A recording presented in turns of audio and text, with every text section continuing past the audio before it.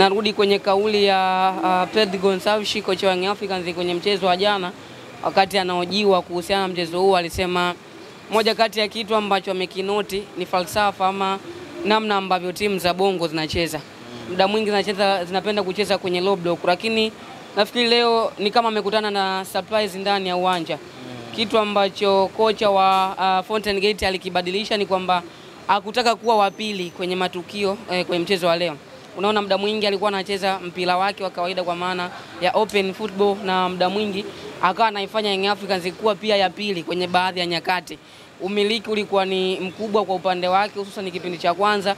Kama kuna kipindi Fountain Gate alipaswa kushinda, basi ilikuwa ni kipindi cha kwanza, kwa sababu alitengeneza nafasi lakini umakini ulikuwa unakosekana, na utarudi kwenye namna ambavyo anakosa wachezaji wa kuiamua mechi, kwa maana quality player ndio imekwenda kuamua mchezo wa leo.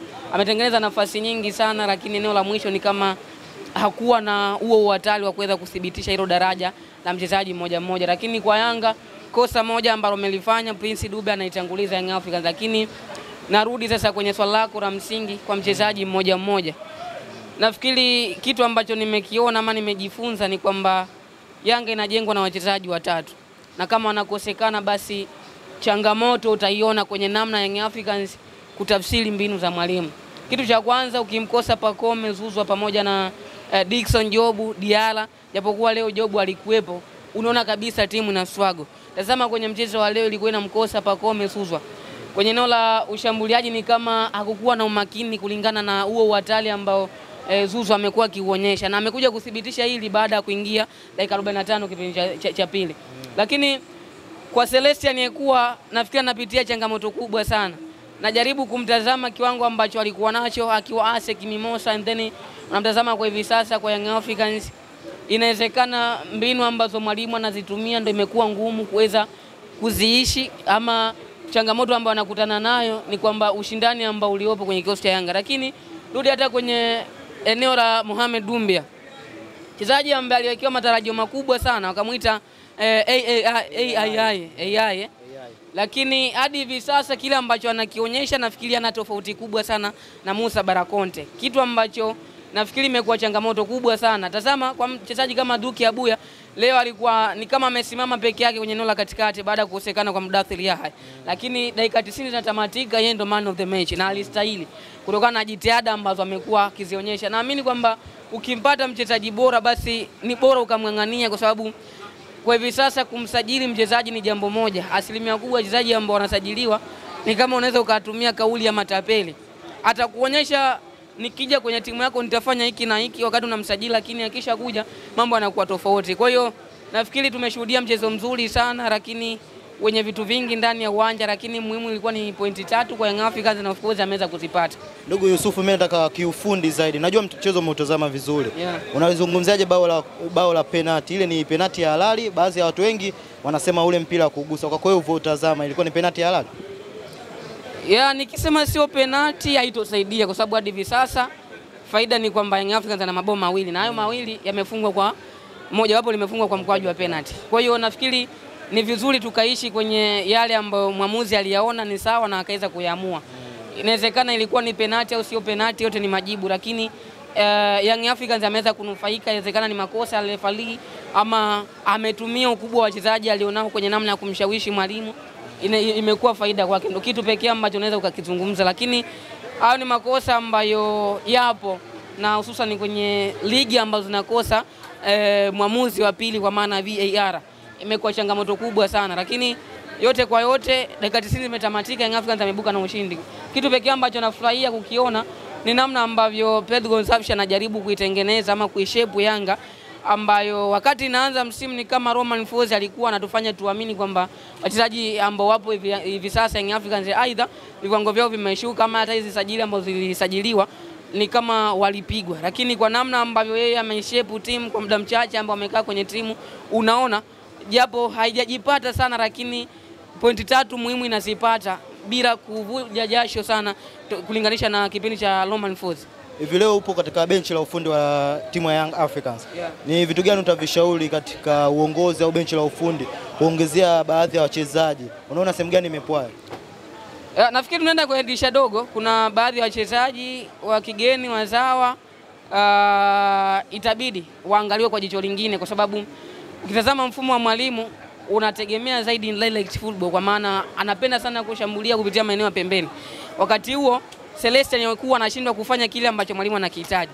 Tazama approach ambayo alianza nayo, amemwanzisha Celestial alikuwa kama winga pembeni, and then baadaye akaona ni kama akipati kile ambacho alikuwa anakitarajia kutoka kwa Ekua. Anafanya maamuzi ya kumtoa na muingiza Mohamed Hussein. Baada hapo ukaona anamswitch Shadrack Kiboka kucheza kama winga. Maana yake ukiona maamuzi ya mwalimu anafikia hapo, kuna kitu ambacho unakikosa kwa mchezaji husika ambaye anapaswa kuyavaa majukumu. Kwa hiyo naliona pengo kabisa la Clement Mzize. Nafikiri kama atarejea inawezekana akawa msaada mzuri kulingana na kile ambacho mwalimu anakihitaji. Lakini wachezaji kama kina Musa Barakonte, kina Celestial Ekua lazima watambue, unapokuja kwenye timu kama Young Africans usitarajie utapewa muda mrefu sana, kwa sababu ya gharama ambayo kwanza ili kumpata mchezaji kama Ekua unapaswa kulipa hela nyingi sana. Mbali na kumsajili, lakini kuna ushuru ambao unatakiwa kuwa unamlipia, si ndio? Kwa hiyo lazima ukipata nafasi onyesha basi kweli, why not nilichaguliwa mimi, nilionekana mimi ndo bora kuliko wengine, nikaletwa kwenye kikosi cha Young Africans, sio? Kwa hiyo unaposhindwa kuonyesha ndo pale ambapo unajikuta umalizi hata msimu unaondoka. Young Africans hivi sasa si timu ambayo unasajiliwa alafu utarajie utapewa misimu miwili ikiwa bado uonyeshe kile kitu bora. Kwa hiyo lazima ukipata nafasi onyesha ili uendelee kuipata hiyo imani ya kuendelea kubaki kwenye kikosi cha Young Africans. Kwa hiyo Young Africans atafanya marekebisho, naamini ni kitu ambacho atakifanya kwa namna ambavyo natazama kikosi chake na uhitaji wa namna ambavyo anashiriki mashindano tofauti tofauti. Atahitaji kubadilisha baadhi ya wachezaji ama kuongeza nguvu, hususan kwenye eneo la ushambuliaji, sababu ndio imeonekana kuwa changamoto. Nafikiri hadi hivi sasa Young Africans anahitaji mshambuliaji kwa maana namba 9 mwingine, Yanga anahitaji kupata winga mwingine, and then Yanga pia anahitaji kumpata kiungo mwingine kwenye eneo la katikati, kiungo mzuiaji. Nafikiri baada ya kuondoka Aucho tuliamini Musa Barakonte inawezekana akawa ni chaguo sahihi kulingana na eji ambayo alikuwa nayo, lakini kiwango ambacho alikionyesha akiwa CS Sfaxien, lakini hadi hivi sasa ameshindwa kukionyesha kile ambacho wengi walikuwa wanatarajia kutoka kwake. Kwa hiyo lazima Young Africans wataingia sokoni kwenda kuangalia baadhi ya maeneo kulingana na kikosi chao ambapo kinacheza. Umezungumzia katika maeneo ya namba 6 winga, hujazungumzia katika namba 10. Mpaka sasa hivi Mohamed Dumbia hatuoni namba zake sio nzuri sana zilizishi. Kwako wewe unamuona anafaa kwenda katika mashindano ya klabu bingwa hata kwenye ligi kuendelea naye huyo Mohamed Dumbia?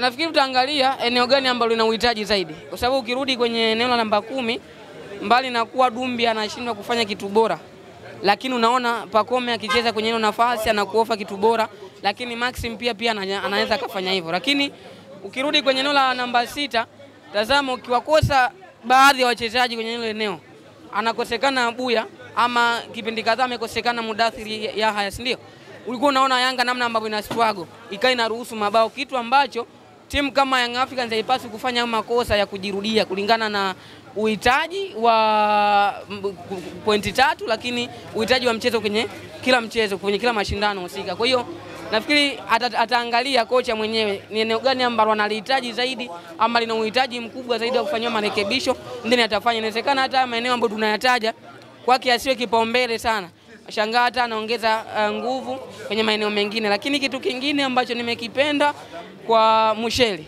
nafikiri akai benchi kwa sababu sio goalkeeper mzuri, anakaa benchi kwa sababu anaheshimu ubora wa Djigui Diarra, na unaona ni kama ameamua kuwa mwanafunzi mzuri sana kujifunza kwa Diarra. Tazama kipindi ambacho amekaa benchi kutegemea kuna kiwango chake kina drop, lakini kwa mchezo wa leo nafikiri amecheza kwa asilimia kubwa sana, ameweza kufanikiwa uwezo wake wa kuweza kuituliza timu. Lakini angalia hata pale ambapo anarejeshiwa mipira amekuwa si mchezaji ambaye ana pressure, moja kati ya changamoto ambayo baadhi ya timu inapitia. Kwa hiyo nafikiri ni mchezaji ambaye anakuwa, lakini anakuwa kwenye element za Djigui Diarra, atakuja kuisaidia Young Africans pakubwa huko mbele. Shukrani sana ndugu yangu. Asante.